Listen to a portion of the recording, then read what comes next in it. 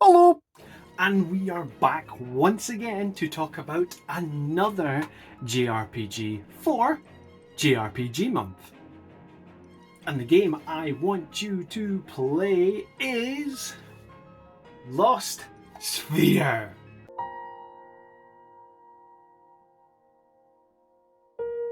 Lost Sphear was released in 2017 in Japan, then the rest of the world in 2018.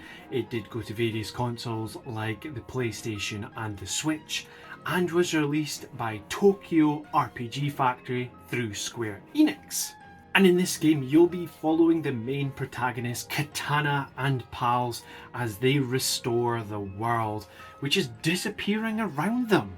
Katana discovers that he has the powers of memories to revitalise the world. So, the world, for example, when you're walking around the world map, has white areas in it. Now, that's basically the land's been forgotten.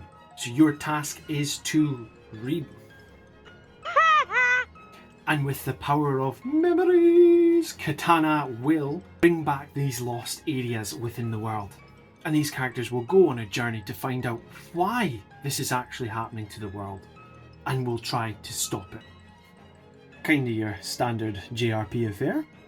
Tokyo RPG Factory is a smaller team within Square Enix, and what they are trying to do is replicate the golden age of JRPGs. So for example, they want to recreate the same sort of games like old school Final Fantasy, Chrono Trigger, etc. And this is abundantly clear throughout the game, throughout the combat, etc.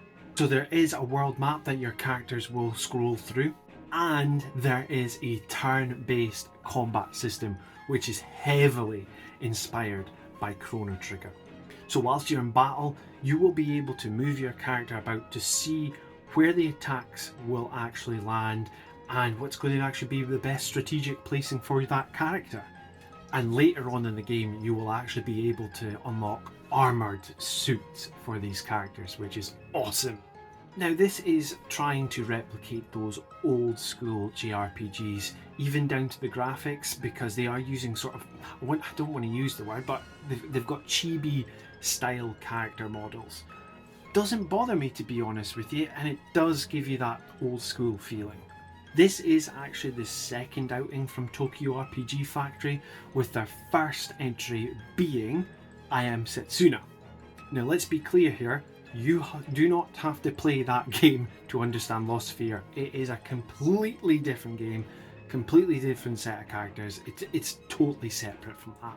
Now, it's not actually the longest of games. I think I maybe clocked in about 20 hours into it. Now, that's me doing a bit more grinding in it, leveling up the characters.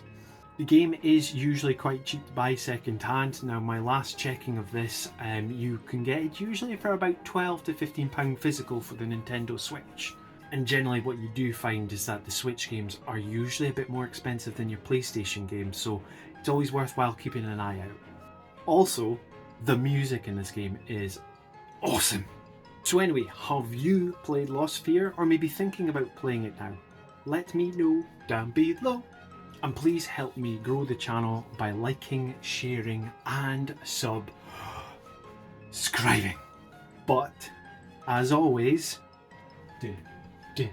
get it played.